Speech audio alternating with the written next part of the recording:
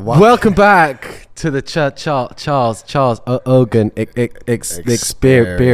The Charles Ogun experience. Welcome back, man. Good to see you. Was Candles a good out. edit. Not going to burn your hand this time. We're all Really? friends. It's okay. Why? What's That's up? mad, bro. How have you been? I heard you got AIDS. Or was it AIDS or no? It was a cold, right? I had a cold. Oh yeah, sorry, yeah. I don't think it was that common. COVID? Have you heard of COVID? No. I've had COVID. Where's that from? China. Yeah. Oh yeah, I've never Bill been there. Gates. Actually. Or Bill Did you go Gates. to Something China? like that. Yeah, some of that. Actually, we shouldn't say COVID too much. We'll get banned, won't we? Yeah, we'll Yeah. get banned. Yeah, YouTube will defund us. Yeah, Defund that the kind of police. stuff. Anyway, I've been ill. You've been ill. Yeah, but I recovered. Shout out bad habits. Shout out good habits. Yeah, okay. Shout out my knee being fixed. This is a question, by the way, from someone who messaged in. Hold on. Guys, remember, like and subscribe. Top left-hand corner. Sorry, yeah. YouTube, Spotify. Do all that if you're listening right now. Buy his instructional. Buy my 4-week strength program. The instructional buying has been really good, by the way. I'm really, every purchase you make is like, I feel it in my bones. And wallet. That's why you got the podcast, mate. Yeah. So yeah, like people asking, why weren't you on this? Why weren't you on that? The answer is my knee is hurting. I have vagin right on my knee, and it started bleeding, and I just couldn't go. You know? Yeah, you did something to it. Yeah, man. Anyway, so it was hurting, and I was like, best not go unless I can put on the performance of a lifetime. Speaking, have we done a podcast since Polaris? This is it. We haven't, have we? This is the recap. All right. Nobody asked a single fucking question about Polaris, Which but we're is going to talk surprising. about it anyway. Because today is Thursday, so it's fresh out of people's heads. Yeah, it's fresh. Yeah, It's but fresh in our heads, there was fresh also in our WNO. Am I pronouncing that correctly? Sorry? WNO. WNO. Flow grappling. WNO. Yeah, WNO. Yeah, WNO was good as well. I actually didn't watch the whole thing. Tell a lie. I only watched the Gordon match. Gordon Bleu. Yeah. You didn't see J-Rod, Mika Galvao. I saw little clippies of it. I saw lots of clips, actually. That was an extremely professional tournament. Yeah. Well done to all the athletes who put on a show. It's terrifying to watch. So, Polaris. Remember I made that prediction about Mr. Howe, as they pronounce it. Jason Howe? Yeah. Yeah, the Brazilian fella. Yeah. Jason Howe, yeah? Yeah, Jason Howe. No, it's Howe. That's how they pronounce it on Polaris. Yeah. Continue. So, remember I was saying he might get head and armed by And he did. Kainan, and he did, because Kainan was just too strong for a normal human being. Yeah. Like, Isaac is very strong, and I'm sure Jason Rao is very strong and very technical. They're both very strong and technical, but at the end of the day, if you are just really, really, really strong and heavy... And juicy. Yeah, but I guess that goes with the territory of being really strong and heavy. Like, it doesn't matter how technical you are. If your arm is stronger than a man's leg, it's just not fair anymore. It's just not fair. He got on top of him and just fucked him up. I thought Jason was doing a good job controlling. Maybe like, I didn't want to say too much from the corner because I thought maybe I'd be a bit annoying, because I guess Jason is also very technical and good at guard and that sort of shit. But like, the only thing I was thinking was maybe a bit more inside position, but Jason said he likes to play outside position. But I feel on bigger guys, giving them the inside real estate is a bit more risky because they can start to apply pressure to you. That said, at the end of the day, the pass only came from, I think it was like a knee cut, wasn't it? The final pass. So, or like he broke through to chest to chest and then passed. And I think he did the same thing with Isaac, but Isaac had watched the Jason match and he was being very cautious to keep inside position. But there were times he had butterfly hooks in and he literally couldn't forward shift with Kainan on him.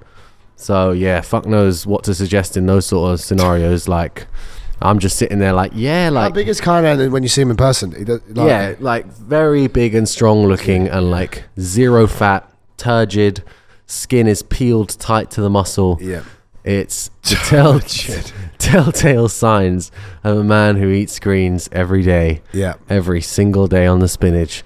And like when he gripped, you could see like he makes a grip on someone's shin, and like there's that initial grip, and there's so much give in the shin, and then people realize they've got to basically keep their leg tense the whole time just to not get their shit pushed in. Pause on that phrase. So yeah, that was good. And then Giancarlo did well. Fabrice, I actually missed that match because I was upstairs, but I saw parts of it. Actually, no, I didn't miss it. I watched it. Yeah, a bit not sure about how the rules work there really, because it's supposed to be ADCC rules, but Giancarlo initiated the takedown. Wasn't really a 3-second bit. I don't know how he got scored against because he was chest to back. Yeah, I don't really understand it, long story short. But anyway, and then also like, see, competitions like this, you need like, if you're going to do ADCC rules, you need the ADCC judges. Like, it's way too easy to just sit back and stall in all the sub-only shows. You know what I'm saying? Like, especially when there's points, well, sub-only shows, but there's points, and if you're just like sitting back and your like head is over your hips and you're just sort of leaning back and pushing people's legs away and not actually attempting to pass or anything, you're just sort of waiting for the timer to go down, then you should get stalling calls, and it shouldn't take 3 minutes to get a stalling call. It should be like, oh, he's not doing anything, and then you see for 30 seconds he's not doing anything. Like, that's a penalty right there. Like this. There's like not he did enough in penalty ADCC, calling. Kanan got so many penalties. He got like 9 penalties. Yeah, that was the other end extreme though, because sometimes he was getting penalties when he was passing. Yeah. But yeah, like there were definitely times where he wasn't passing and he was getting penalties fine.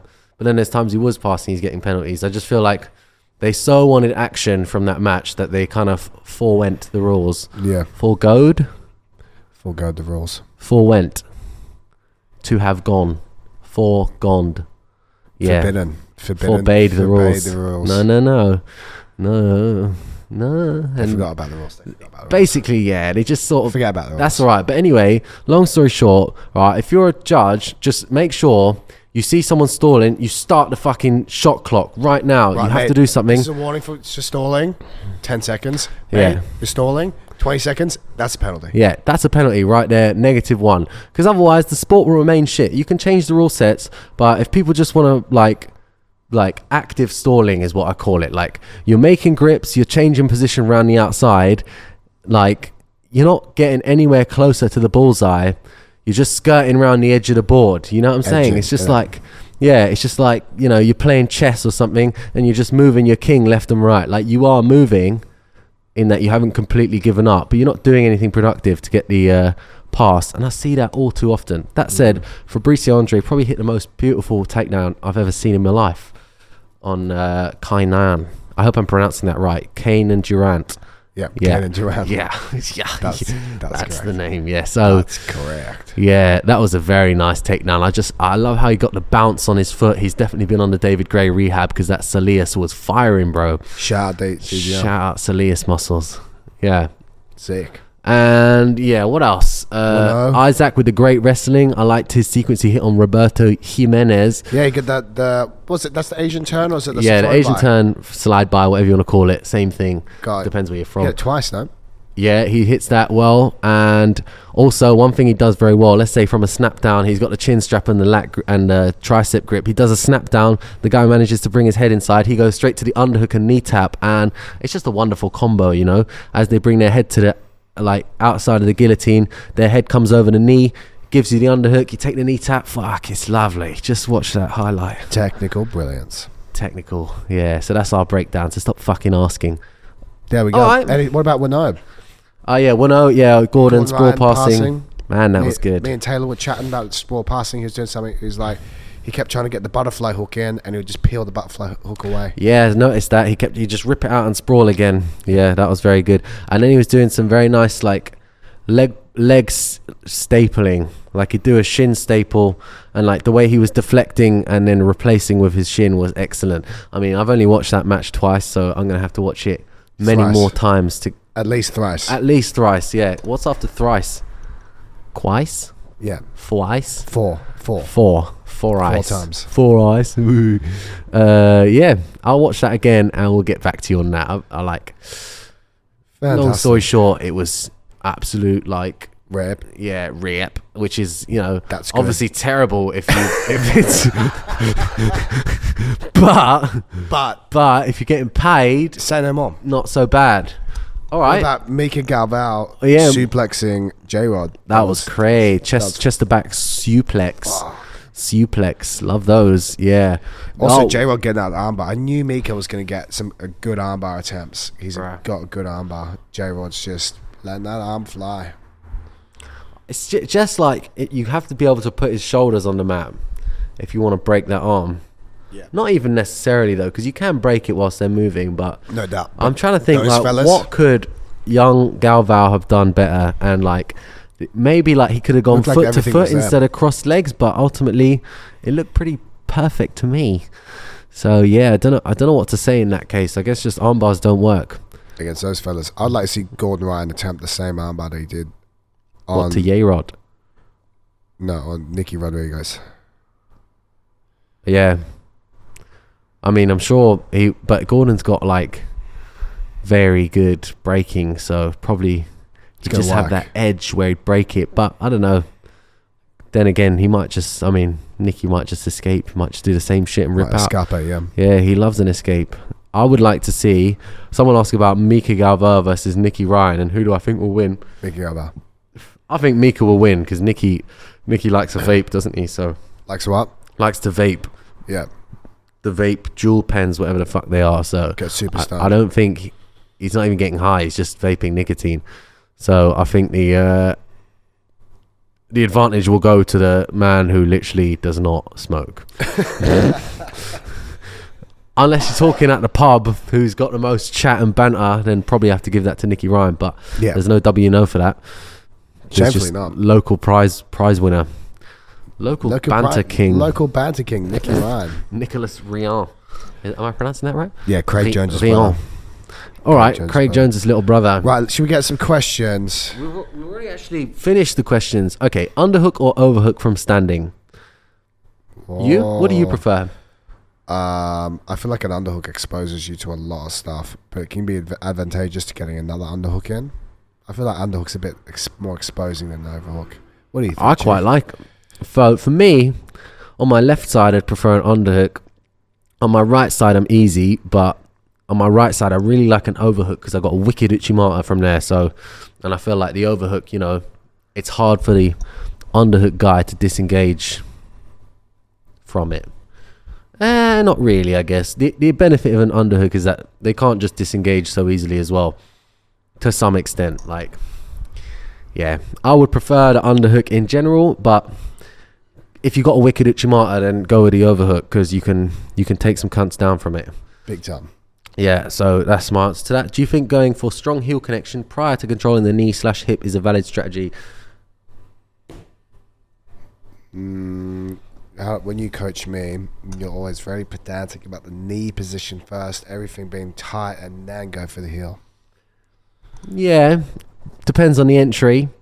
Like, you can do the heel catch and then throw your legs in. But also, you want to have that nice tension. So not necessarily on the heel, you want to have like that good Good catch. tension. So the question is catch first and then legs, or legs first then catch? The answer is it doesn't matter as long as you have all those ingredients together at the same time. Yeah, you know, once they're together at the same time, that's it. It's gonna break. But I would say if you want a more controlled approach, then you go for the hip and knee line first, and then work to catch the heel. And if you catch the heel, generally you have to go pretty fast to get your legs in, or else, you know, they're just going to spin out, basically. So yeah, like, it doesn't matter which one you get first. It's just that you need both of these ingredients to make the recipe successful. Fucking love cooking, man. Shout out Gordon Ramsay. Good match on the weekend. Good Okay. match. Well done. Thoughts on ecological approach, non-drilling jiu-jitsu train. We chatted about this a little bit. We but, chat about this quite a lot. Episode 2, we chat about this. Did we? It was episode 1, yeah. You rewatch it? Need to, yeah. I was listening to the audio quality. Huh? Nerd. Oh no, fair enough. Yeah. Audio quality. And has it improved? Yeah, a lot. Okay, Go good. listen to episode 1 and then listen to this, and you'll see a difference in the audio quality. We have mics now. We have microphones. Back then we were just speaking loudly, but now we've got microphones. We have microphones. So yeah, we'll just reiterate. I think if you're a total noob, the ecological approach works, but when you say ecological approach, you still need to be given defined goals, which is basically being given a technique. But it's more like they give you broad systems for the position. But I'd say as you get to the higher and higher level, everyone knows what you're trying to do, but it's like the devil's in the details, right? If you win this tiny little battle, which you could also say is a version of the ecological approach, like winning that little battle, But essentially, Give us an example to work with here. all right, let's say you're passing like from a cross split squat, a cross hamstring split squat, knee cut position, right? My goal on top might be your goal would be obviously past the guard, and then within that would be past the knees, and then within that you could have an even smaller goal of like, I don't know, like get a near side underhook. Nah, because that's like that's the end past the knees, yeah. So you can just break down the goals into smaller and smaller goals, but at some point the goal will be literally just put your hand here, and it's like, okay, you've won the game. So at that point you would just call it a detail rather than a game. So the ecological approach, in my opinion, is just like meshing lots of details together in a way that you don't explain the details, you just explain the end goal and they figure out the details. But that's it. What is the ecological approach? Ecological approach is basically just giving people small games rather than instructions, and then they kind of figure out what to do. E.g., I'm in closed guard. Normally you'd say like, I just start sparring from closed guard and first one to get to the sub wins. That's like non-ecological. That's just sparring, and then you break it down into smaller and smaller bits. So let's say closed guard first to pass the guard wins, and then you could go closed guard, if you just stand up you win, and then you could say closed guard as soon as you get your hands in their armpits to help you stand up, then you've won.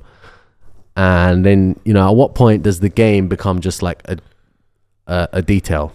You know what I'm saying? At what point is that a detail? Yeah, like that's a detail. Hands in the armpits, that's a technique. Yeah, but you might have to fight for that. So you might be like, oh well, I can't get my hands in the armpits, what do I do? You can be like, well, okay, so first one to get your fingertips inside your partner's hands wins. But then it's just like a retarded game that you may as well not play. Yeah, because it's going to end too short. Yeah, so that... There we go. Like, if you're a super noob, I feel like it gives you a broad idea of a lot of positions.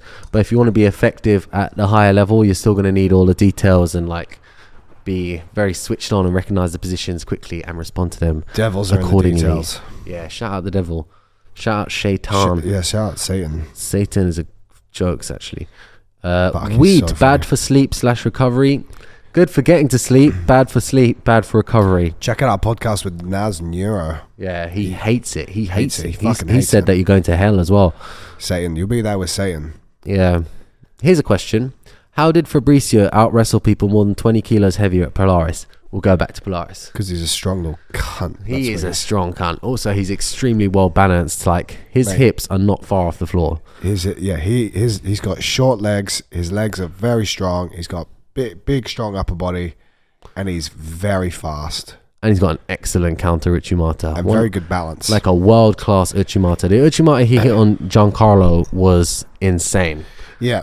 His ability to move his hips quickly and his body awareness of like where his feet are and where his hips need to be and his speed of doing so is excellent. And you add all of that athleticism together of his like learning techniques. Yeah. Fabricio Andrey. Yeah, I would say the strategy for Fabricio would try to make him do as much jiu-jitsu as possible rather than wrestling him and such, because like he's fucking hard to wrestle clearly, but you know, once you get him on his back or something, it might not be as difficult to get the finish. Exactly. Yeah, so, I mean, easier said than done, obviously, but basically that's it. Play guard with him. Yeah, play guard, but then he was kind of like being a bit passive in the guard, so... That's where that penalties need to come in. Yeah, the penalties, maybe like wrestling up and just like paying him a bit less respect in the wrestle ups. There you go, Kanan Durant. He sat for guard. Fabricio, bang, wrestle up, fucking double leg, take that little cunt. That was a great strategy. I mean, considering he's like 40 kilos heavier, it's pretty easy, but yeah, great strategy. Good strategy. Great strat, K, if he doesn't mind me calling him that. Cool, should I move on? Yeah. All right, one sec. Who'll win, Mika or Nicky Round? We did that.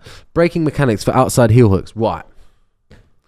What I like to do is get the sole of their foot trapped well between your tricep and your lat. That means not your... I fucking love that. Not grip. the gap between your bicep and that tricep. feeling. Don't do this. Do this. That oh, feeling. yeah. And get it no, right you're doing in it right now. I'm doing the wrong one. corner of your fucking lat and just rip that shit apart. And then your legs, right? The most important thing is that you're not pulling your knees to your chest. your knees are going away from the chest, or they're scissoring one away, one towards, scissor. and they are crossed, and you're hamstring curling. But hamstring curl does not mean bringing the knees to the chest. Very common mistake when I'm teaching the outside heel hook is like I'll tell people to like hamstring curl, and they'll like kind of bring their knees to the chest and just curl up in a ball. But that is the opposite of a bridge. Heels to butt. Yeah, it's heels to butt, but knees away from chest. So it's just a full body bridge. I think most people don't have strong enough hamstring, or they will cramp instantly if they do like a proper hamstring curl and bridge at the same time. Obliques too. Be able to side plank from that position. Yeah, as well. Yeah, most people don't like have the balance to do that. So yeah, we will also have to be off your shoulder. You have to be off your hip, and you should be lifting your hip, not from. You should be lifting the hip from the adductors on the bottom side, not from stomping your top foot on the floor and lifting your hip off the floor. You know what I'm saying? There's a lot going on here. There is a lot going on. Like we should do a advanced technique tip. That's what we need to fucking do. We got that. What's a technique tip? Yeah, but we can spend a bit more details on them. There was a comment a couple of weeks ago. They got like 30 likes on it. 30, that's wild. On one comment, that's fucking wild. It is actually wild. So that we should do that. The Robert Deagle videos of you breaking down matches, etc., etc. We should do longer breakdowns, basically. We do a match breakdown. Basically, we get a match. No one wants to hear me talk about it, but you talk about it, and you can also do that with a technique. You could go like, okay, here's Lock and Giles completing the perfect outside heel hook, and like you going breaking down, see what he's doing there. This is what he's doing here. This is what he's doing there. Yeah, okay, yeah. A detailed breakdown. Yeah. Should I say that as well? That last bit. What? Yeah. Tell us if you like that, right? But people pay for that. They'll pay a extortionately large fee. Shout out Michael Bay. Shout out. Yeah. 16-wheeler. Spins out of control. Yeah, that's what we'll do. We'll sort that out. All right. Loom, microphones, bang. Let's just keep promising it, but never actually do it. We can set up a whole a subscription service. Guys, just start subscribing, and once we've got enough money in, then we'll begin to start making the start of the videos, like maybe the intro or something. Brilliant. That would be so funny. We'll do that. Ha ha. Your hard-earned money in our pockets next to my hard and pocket. Okay, how do you keep the straight ashi when you are doing straight footlock and need time to find grips? I will hold the outside of my thigh. Oh, you do that, don't you? I like doing that as a little point there. Sometimes it's kind of like, fishing this grip out might take a little while. You got to do, just hold the outside of your thigh. Or better yet, you can just do a side crunch. Your knee and shoulder or knee and elbow connection is enough to keep their foot there. So if you want, you can just grab around your leg, and even if you don't have a grip on their leg, it would be hard for them to rip out. That's my detail, and that's the end of that. What a great detail. Yeah, just hold outside your leg, basically, mate. Here's one for you, Charles. Is it about 10? COVID? Is it about COVID? Yeah. This one's from Chinese government. Is 10 times 2 40 kilo single arm bent over row legit according to Charles's standards of strong? Read that again. 10 times 2 40 kilo single arm bent over row. I actually can't picture that. It's a COVID, mate. The brain fog. 2 sets of he's written it wrong. So 2 sets of 10 single arm bent over row is legit. It's kind of legit, but not that legit. It's not that legit, but you want to be on the 50s and the 60 kgs. Yeah, it depends how much you weigh. I don't know how much you weigh. If you're a big fella, mate. Yeah, true. Depends on your weight. If you're like 60 kgs, that would be nice and strong. If you're 70 kgs, yeah, that'd be quite strong. If you're 90 kgs, should be on the 50s. Bruv, you should be on 50s, also, 60s. 2 sets of 10 is not enough, really, is it? Like, you should do 3 of 12. You should do like 3 10 to 12s. Yeah. 15s. Owen, back in the day. Owen Flanagan would do 50s 3 times 12, 15. Fucking hell. Back on cycle, yeah. Yeah, back when he was on cycle. Yeah. But now we've got the seal row over there, so we don't do much single arm rows anymore. We like the seal row. I like the seal row, actually. Trying to get that to 100 kgs. I feel like you can do fucking hard seal rows. You just hear the clang of the metal. Mate, I want to get you to 100 kilos on that. You feel I don't even know the numbers we're on, mate. You feel excellent on that. Oh, I feel great. I love it. I like the pronate, the whatever the fuck grip that is. What is it? Pronate? That bar. The Nooch grip. The neutral bar, Swiss bar, they call it. Swiss. Yeah, so to answer that fella's question, I don't know. It depends how much you weigh. Yeah, it depends how much you weigh. And I'd need to see the form. Is it full stretched position? Are you like, here? Full stretched. I'll do the sound effects. Sorry. That's enough. I don't know. Depends how much you depends on your weight, I guess. If you weigh 40 kilos, that's fucking impressive. Yeah. Tips dealing with opponent who is constantly trying to force reap. Take that back. Yeah, you can. So crush them. Just like don't push your knee that far through at the start, so it's hard for them to reach the initial grip. Like it should be kind of hard for someone to force reap you unless they have like a really solid force grip on the back of your knee or like an elbow deep grip on the back of your knee. Otherwise, you can stop them from pummeling that outside leg over. Like you can, just keep pushing it back to the outside. Keep pushing it back to the outside. Make sure you got a nice like blockage there with the shoulder and the arm. Yeah, you can go like head position on their shoulder, so they can't swing the leg over and in front of you. They have to like tuck it in front of your hip. You do a good job rather than swinging it over your face. And like if they tuck it in front of your hip, then their knees will be pointing more in the same direction, and it'll be easier for you to just like sprawl your knee away from danger. Like if you're doing like a split squat knee cut pass, your knee is through the gap of their two knees. As they swing that leg through, you can just pull your knee back out of their knee line, and then you should be safe from that. I need to do this to you because you do a good job of that little tuck, little nooks and crannies getting that foot in. Yeah, nooks and crannies, man. That just nooks and crannies if you want a short summary of what to do in that scenario. Well, great. So yeah, keep throwing that leg back over. If you do get force reap, like if they do make the grip, don't just panic and stand there. Back step, clear both legs. Ethan Cranston's got a good video on that. He clears both legs, butterfly hooks behind both legs, and then gets a cross face, and he will just pull your face away. Who's it? Kieran Kitchuk does a good one where he'll just like double hand, what's it called? Frontal rape choke on your neck. So if you can't bring your head in, it's hard for you to shrimp your hips out and maintain the grip. So it can be tough basically to complete the false rape. Okay. You want to do a question? Go on, go again. All right, I'll go again. Let's get ready. Attacking Choi bar. Partner turns their thumb towards you to defend. Follow up. I think you're not pushing their head down enough. Like if you don't break their posture, then you won't be able to access the thumb. Like if they turn their thumb towards you, it means they're countering you and you're no longer hitting the Choi bar on them. So you took a risk by going for the Choi bar. You lost your knee shield. You swung it over their face. You didn't actually manage to break their posture. If you watch, for example, Mika's match with Ye-Rod, right? J-Rod. Yeah, so Jay. He pushes his head down. He only pummels the foot to the inside once he's pushed the head down. You know what I'm saying? Like, if their head is high up, you could try to throw your leg over and put your foot in. Because you have no posture control, you're not going to be able to push them down and bend that thumb the way you want it so you can access it with your hand. You know what? Buy my DVD.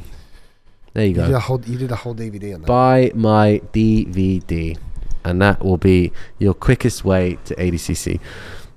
Fair play. Do you like to use the double 50 finish from cross ashi when they almost free the secondary leg? Absolutely. Shout out Lachlan Yiles. I think I pronounced that correctly. Giles. Yeah, Lachlan Yiles on that one. Controlling the second foot. Yeah, the Aussie fella. By that.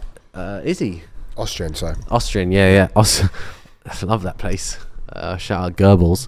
So if you hold like the pinky toe on the secondary leg and you just push your saddle leg all the way through, then you look to pummel your support leg in for the double 50. That is currently my favorite way to complete the saddle.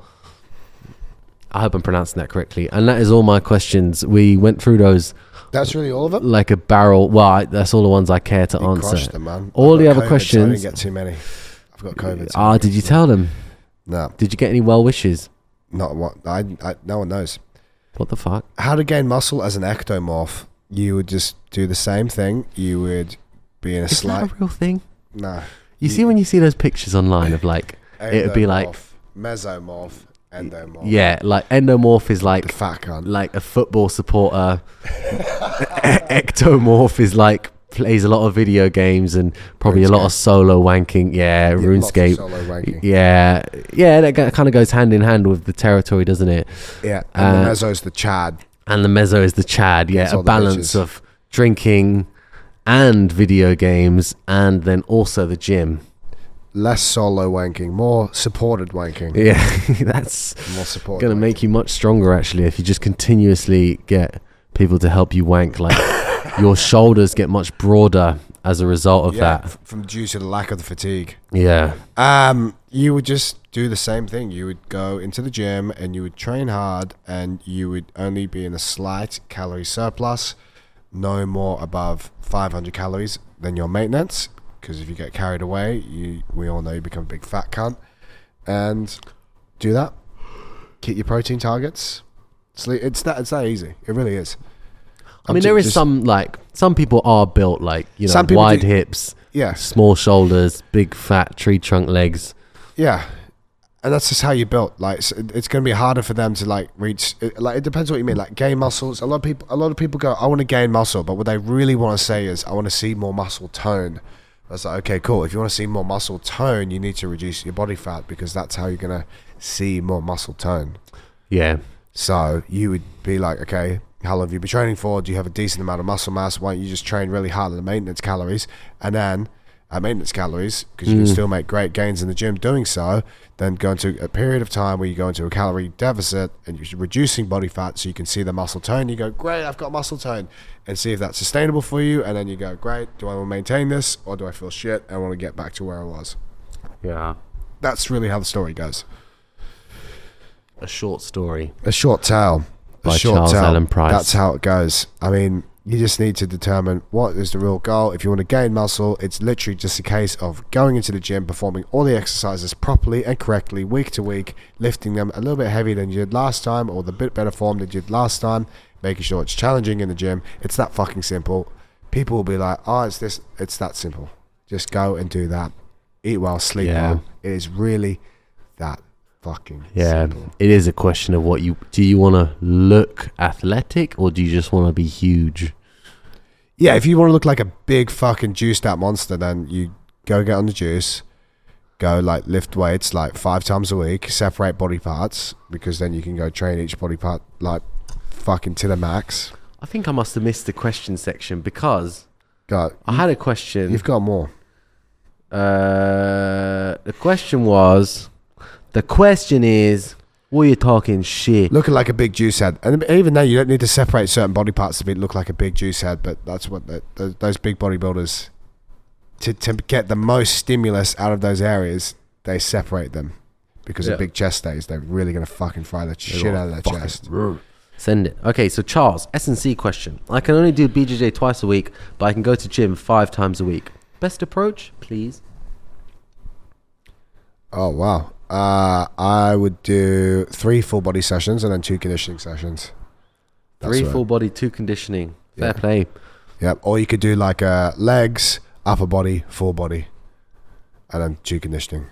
Nice. That's what I would do if I were you, sir. Fair enough. Tips on bottom and top in jiu-jitsu for lower weight stature guys when training with bigger people. So for top, tough. I would... For lower stature guys. Yeah, so you're playing against... a big cunt. A bigger fella, and you're on top. So, I mean, a lot of the time going outside passing and that sort of stuff works well against the bigger guys, like going to knee on belly, like staying on your feet, because the chances of them like elevating you onto your feet from your knees are pretty high anyway. So trying to basically, rather than pass the guard, trying to get the back off the guard pass, you know, try to force back exposure, and like not commit too much to chest and stuff when they're that much heavier than you, because you can get like just log rolled pretty easily. And then from bottom position, my tip would be to always keep your toes available for a stomp motion to push them away, and use your hands to replace your knee shields. So if they're really strong, like framing is not to pull your knee shield might not be enough, because your arm literally just can't move their body weight, so you can frame with one hand and self frame and pull your knee shield back in the way. Once your knee's in the way, then you can replace your hand that was holding your knee onto them, and then you can look to get your toes in the way. Once your toes are on them, you can always basically stomp someone away. If they're that much stronger than you that you can't even stomp them away, then God help you, brother. You're finished. Good details like we did the other day. Yeah. Frame, use the other hand, pull the knee shield out. Pull the knee shield out. Again, self frame. There we go. Get the underhook, get the toes on, come back up. Yeah. Another one is head position. Like, there is a risk of spinal injuries, but if you can keep good head position on your partner, it can make it hard for them to get like body locks and chest to chest and that, and you can use that to build to a seated position. If you're playing supine against bigger opponents, it's easier for you to get your feet in the way of them and stomp them away, like kick them away over stomping motion. But on the other hand, if you're playing seated, it's much harder for their body weight to be directly over the top of you. Therefore, you'll feel its effects less over time. So I would say, in a way, if someone is good at pressuring from top, it's better to be seated. And if they're not good, I would just prefer a supine where you're on your back, because it's kind of easier, you know, to counter, and it could be more relaxing potentially if you're like very disciplined with your frames. A lot of self-framing having to go on here. Self-framing and that, but like, if someone's like big and they combo side to side where you don't get the perfect frames in, they go a bit side to side and then they go for a smash, and you've got to use loads of arm energy and like building up and stuff just to get your frames back in, then I would probably prefer to stay seated and try to catch them early on in the sequence rather than let them start to put weight on you and counter the weight. I would rather start from the very start and not try to counter. But if you feel like you can counter someone, it's probably safer in terms of submissions and not getting your like straight passed or not getting like straight back taken, to just play supine and try and counter, get the legs, get the arms, get the drags, get the whatever the fuck, Kimuras, fair play, what have you. Well detailed. Thanks, man. It's actually my job. Well detailed answer. Best way to add rope climb into a routine. You could just use it as a pull-up exercise. So say if you've got pull-ups on a program, you go, no, I'm going to do a rope climb instead. And you could just count your reps as in each arm. 1, 2, 3, 4, 5, etc. It's rope climbing's fucking hard, to be honest. But you can even just do it at the end of a workout, like a gymnast would do. They'd finish a big workout and be like, right, we're going to go climb ropes. So, think there's any benefit to doing pull-ups with the arms sort of bladed? Say again? Think there's any benefit to doing pull-ups with bladed arms, i.e. one arm higher than the other? Yeah, because that's what the rope climb is, isn't it? Yeah, but as you let go, you're going to be pulling yourself there. But you're not pulling with one, you pull with two. It's just one runs out of range first and you switch, and then you pull with two. Depends how long the rope is, isn't it? So, but you are pulling with two technically, yeah. But yeah, you're pulling with two, but one is pulling from a shorter position, range. one's Yeah, pulling from a lengthened position. Is that going to matter? Is that going to be useful? Right. If you have access to a rope, do some rope climbs for sure. Fair play. Get them in. It depends. Like, look, if you've got a workout, like let's say you've got your full body workout or an upper body workout in, and you've already got 2 pulling exercises in there. If you go, I'm going to do rope climbs at the end of that workout, your arms are going to be fucked. Let's say you've got like a single arm row and a pull up in there. By the time you finished your 6 sets, assuming, of those exercises, like 3 each, your arms are going to be pretty fucking tired. So maybe you'd be like, maybe I'm going to not do a pull up and I'll save that for my rope climbs that I'm going to do at the end, or I'll do my rope climbs as a superset. That's when I would do them. You could do them fresh, you could do a little warm up, and you could just go, right, I'm going to climb up and down this big rope 2 to 3 times, and then each week I'm going to try and get one or a half of one in. Yeah. To get it going. I guess, yeah, it does depend how high the ceiling is. It depends how high the rope is. If you got like a really short rope and it's like you go jump and go, I wouldn't bother. It's a bit really long, fam. It's a bit long. If it's like a proper fucking rope that's, you know, like 5 meters, 10 meters high, sick. I would use the fuck out of that. Yeah, I'd get really good at climbing rope. Between 3 and 10 meters high. Otherwise, just get good at weighted pull-ups and you're fine. Fair play. Shout out to everyone shitting at work, by the way. I hope this episode has been long enough. I know a lot of you are going like 3 to 4 hours a day of paid shitting at your office jobs, and I respect that. Like, why would you work hard at an office job? I just don't understand. You'd just be better off shitting the whole time and watching podcasts. So I just gotta go to the toilet. Sorry, mate. I just go to the toilet again. Boss, I need to shit. I need to shit. Sorry. I just. You just went for one. Who are you? I need to go again. I'm the guy that. Right. Do you need to go? I have to go. Yeah. All right. Fucking so many questions. That was like 60 minutes or whatever it's called. 60 minutes. 60 seconds. 60 minutes. 60 minutes. Almost 60 minutes. 41 minutes. But the TV show that's like all about questions. We did it sick as well. Sick. Yeah, that was sick. I'm recovering addict, but he's actually a full-blown ill person. I'm getting better than I was yesterday. Still very tired. Anyway, 1% every day. Like, subscribe, YouTube, Spotify, do all that now. Get Owen's DVDs for all the reasons that we discussed earlier. The DVD sales have been going great. He knows his techniques. If you won't get better, all the questions you're asking, go get his fucking DVDs. He literally answers them literally, as in a literal answer. Yeah, like, okay, this is why. Like, it's like a video where I talk during the video and show techniques. And answers it. Guys, revolutionary. We've got great, visionary. Well done, man. We've got my strength programs. You've got a subscription model, or you've got your non-threatening 4-week program, which you can just do that. If you want to have an understanding of what you should be doing, what a strength program could be doing, get on that. If you want to work with me one-to-one, there's going to be that. Eventually, there's going to be capped. I've got about 22 people on that, but it's going to be capped soon. Shout out Daddy Freddy Stress as well for completing 7 back-to-back marathons in the Gobi Desert. Check out his Instagram page if you want to see more. So sick of him. Like, no water either, just ran it. Yeah. That was so good of him. Did some training with the Aborigines in Australia, right? And then he did, Shout out little Stefan de Beja as well. He's quite funny. He's good to watch. That's so funny. He's good. So funny. Actually, Google him. Like, honestly, you'll have such a laugh. We're getting carried away. Bye. See you later, guys.